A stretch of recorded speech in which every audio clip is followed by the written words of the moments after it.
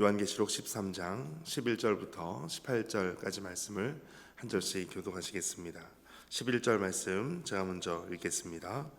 내가 또 봄에 다른 짐승이 땅에서 올라오니 어린 양같이 두 뿔이 있고 용처럼 말을 하더라. 그가 먼저 나온 짐승의 모든 권세를 그 앞에서 행하고 땅과 땅에 사는 자들을 처음 짐승에게 경배하게 하니 곧 죽게 되었던 상처가 나은 자니라. 큰 이적을 행하되 심지어 사람들 앞에서 불이 하늘로부터 땅에 내려오게 하고 짐승 앞에서 받은 바 이적을 행함으로 땅에 거하는 자들을 미혹하며 땅에 거하는 자들에게 이르기를 칼에 상하였다가 살아난 짐승을 위하여 우상을 만들라 하더라. 그가 권세를 받아 그 짐승의 우상에게 생기를 주어 그 짐승의 우상으로 말하게 하고 또 짐승의 우상에게 경배하지 아니하는 자는 몇이든지 다 죽이게 하더라. 그가 모든 자 곧 작은 자나 큰 자나 부자나 가난한 자나 자유인이나 종들에게 그 오른손이나 이마에 표를 받게 하고 누구든지 이 표를 가진 자 외에는 매매를 못하게 하니 이 표는 곧 짐승의 이름이나 그 이름의 수라. 지혜가 여기 있으니 총명한 자는 그 짐승의 수를 세어보라. 그것은 사람의 수니 그의 수는 666이니라. 아멘. 주님의 말씀입니다.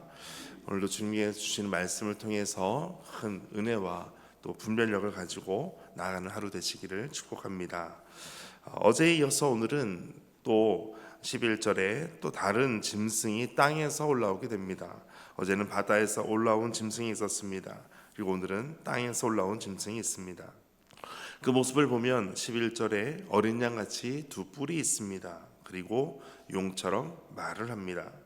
그리고 이 땅에서 올라온 짐승이 12절에 땅과 땅에 사는 자들을 처음 짐승에게 경배하게 하니 목적이 있는데 바로 다른 하나님이 아닌 다른 것에 경배하게 하였다라는 것입니다. 땅에서 올라온 짐승은 거짓 선지자나 거짓 그리스도를 상징하는 것입니다. 예수님께서도 일찍이 말씀하신 적이 있으셨습니다. 마태복음 24장 24절에 거짓 그리스도들과 거짓 선지자들이 일어나 큰 표적과 기사를 보여 할 수만 있으면 택하신 자들도 미혹하리라 라고 말씀하셨습니다. 하나님께서 이미 말씀하신 것처럼 큰 표적과 기사를 보여서 미혹한다 라고 말씀하셨습니다. 그래서 13절에 보니까 큰 이적을 행합니다. 그 이적은 이것입니다. 심지어 사람들 앞에서 불이 하늘로부터 땅에 내려오게 할 정도였습니다. 이처럼 불이 하늘로부터 땅에 내려올 정도니까 사람들이 볼 때에도 이 모습은 보통 일이 아닙니다. 대단한 일이 됩니다. 그래서 14절 그들을 미혹하며 라는 것입니다. 미혹했다. 그리고 그들에게 말합니다. 땅에 거하는 자들에게 칼에 상하였다가 살아난 짐승을 위하여 우상을 만들라. 미혹하고 우상을 만들라 라고 말합니다. 사람들은 이 얘기를 들었을 때 이미 미혹당했기 때문에 또 그런 큰 이적을 경험했기 때문에 사람들은 우상 만드는 것을 주저하지 않습니다. 그리고 15절 같이 읽겠습니다. 그가 그 권세를 받아 그 짐승의 우상에게 생기를 주어 그 짐승의 우상으로 말하게 하고 또 짐승의 우상에게 경배하지 아니하는 자는 몇이든지 다 죽이게 하더라. 아멘. 짐승의 우상에게 말하게 하였다. 그리고 그렇게 경배하지 않는 자들에게는 다 죽였다라고 말씀합니다. 그들의 목적과 결과는 바로 우상 숭배하고 그렇게 하지 않으면 죽음으로 공포스럽게 하였다는 것입니다. 초자연적인 기적을 계속해서 보여줍니다. 불이 하늘에서 내려오는 등 그리고 짐승의 우상으로 말하게 하는 것을 보여줍니다. 이 초자연적인 기적을 보여주면서 그들이 했던 것은 바로 미혹했다, 현혹시켰다라는 것입니다. 그러므로 우리가 마지막 때를 살고 있는 우리에게 해야 될 것은 현혹되지 않는 것입니다. 미혹되지 않는 것입니다. 현혹되지 않기 위해서는 우리는 분별해야 됩니다. 요한일서 4장 1절에 보면 이렇게 말씀합니다. 사랑하는 자들아, 영을 다 믿지 말고 오직 영들이 하나님께 속하였나 분별하라. 많은 거짓 선지자가 세상에 나왔습니다. 마지막 때에 더욱더 분별하여 참된 하나님만 경배하도록 우리가 더욱더 힘써 나아가게 되시기를 바랍니다. 진짜라고 주장하는 가짜가 있습니다. 그런데 가짜라고 주장하는 진짜는 없습니다. 우리가 해야 될 것은 진짜라고 주장하는, 진짜라고 믿는 진짜가 되어야 되는 것입니다. 어떤 목사님이 설교를 하는데 많은 성도들이 다 졸고 딴짓하고 집중을 안 하는 것입니다. 어떤 목사님이 시험이 들었습니다. 그래서 마음이 힘들어서 대학로에서 연극하는 친구를 찾아갔습니다. 연극하는 배우인 친구를 보니까 1시간 동안 내내 관객들을 웃기기도 하고 울리기도 하고 모든 전체 흐름을 다 주도해 가는 것입니다. 그리고 끝나고 나서 그 목사님이 친구 연극 배우에게 질문을 했습니다.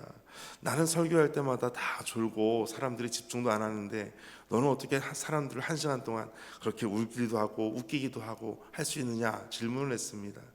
그랬더니 그 친구가 하는 얘기가 이것입니다. 너는 진짜를 가지고 가짜처럼 말하지만 나는 진짜 가짜를 가지고 진짜처럼 하기 때문에 그래 라고 말해주는 겁니다. 여러분, 우리 믿음의 사람들은 재밌게 만드는 예화일 수도 있겠지만 믿음의 사람들은 더욱더 진짜 진리 대신 하나님만 붙잡고 진짜로 살아가는 것입니다. 가짜 아니고 진짜입니다. 하나님께서 우리를 사랑하시고 또 자녀 삼으신 것, 구원하신 것, 이것을 믿고 오늘도 나아가게 되시기를 바랍니다. 이제 16절부터 18절까지 말씀입니다. 16절 같이 읽겠습니다. 그가 모든 자, 곧 작은 자나 큰 자나 부자나 가난한 자나 자유인이나 종들에게 그 손에나 이마에 표를 받게 하고, 손에나 이마에 표를 받게 하였다. 이 표라고 하는 것은 소유권을 표시할 때 동물들에게 표시하는 것처럼 도장을 찍거나 또 색인을 하거나 하는 것처럼 표를 하게 됩니다. 그 표, 마크를 하게 되면 이것이 누구의 소유다라는 것을 보여주는 것입니다.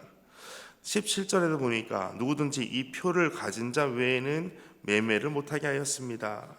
이 표는 곧 짐승의 이름이나 그 이름의 수다, 이렇게 말씀하고 있습니다.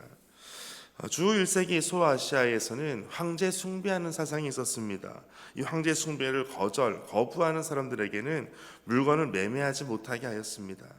당시에는 이 적그리스도 혹은 666, 이것은 성도를 박해하고 또 경제적인 제재를 했던 로마 황제를 가리키는 것으로 여겼습니다.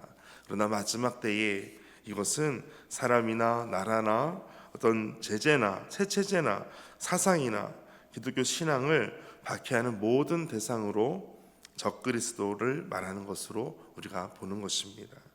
자신이 진리라고 주장하는 가짜, 이것을 우리는 짐승의 표라고 하는 것입니다. 그리고 마지막 18절, 지혜가 여기 있으니 총명한 자는 그 짐승의 수를 세어보라. 지혜가 여기 있다. 이것이 지혜인데 총명한 자는 짐승의 수를 한번 세어보라는 것이죠. 짐승의 표를 세어보니까 그것은 사람의 수니, 그의 수는 666이라. 우리가 과거에 666이라고 하는 것이 바코드라고 말하기도 하고, 또 이 표를 받으면 더 이상 구원받지 못하는 거야 하면서 이렇게 이야기도 했었습니다. 오늘 요한계시록에서 중요하게 여기는 것은 이 666, 666이라고 하는 이 숫자보다 구원받은 완전하고 또 충만한 하나님의 백성을 상징하는 14만 4천이 중요한 것입니다. 이것은 단순히 숫자적으로 14만 4천만 구원받는다라는 것이 아니라 상징적으로 완전하고 충만한 하나님의 백성의 수를 말하고 있습니다. 그러니까 14만 4천하고 666은 비교가 안 되는 수입니다. 그러므로 요한계시록에서 강조하는 것은 이처럼 666이 아니라 14만 4천이 되는 것입니다. 그러므로 적은 수가 큰 수를 어떻게 하려면 필요한 것이 바로 기만입니다. 사탄은 그러므로 우리를 기만하고 또 속이고 유혹하고 미혹하는, 현혹시키는 일들을 할 수밖에 없는 것입니다. 마지막 때에 거짓 그리스도와 짐승의 표를 우리가 경계하고 끝까지 분별하여 하나님의 자녀로서 오늘도 믿음으로 담대히 나아가는 믿음의 삶이 되시기를 주의 이름으로 축복합니다. 함께 기도하겠습니다. 하나님, 어린 양 예수님의 모습으로 꾸미고 다가와 결국 우상을 섬기게 하는 미혹의 영들을 분별할 지혜를 간구합니다. 어떤 기적이나 미끼에도 현혹되지 않고 주님만 섬기는 단호한 믿음을 주옵소서. 그들을 거부하다가 불이익을 당할지라도 끝까지 주님 편에 서게 하여 주시고, 끝까지 주께서 구원하신 그 믿음의 자리를 지키며 주님과 동행하는 믿음의 삶이 되도록 주께서 함께하여 주옵소서. 이 모든 말씀 예수님의 이름으로 기도하옵나이다. 아멘. 오늘 말씀 가지고 함께 기도하겠습니다. 마지막 때를 살고 있는 우리가 더욱더 진리를 우리가 듣고 더 주님을 찾아 더욱더 주님께 붙잡힌 바 되어 주님과 함께 살게 하여 주옵소서.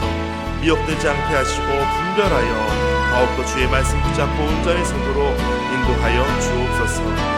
하나님께서 주시는 그 은혜와 함께 지혜가 또 총명이 충만함을 위하여, 함께 분별함을 위하여 기도하겠습니다.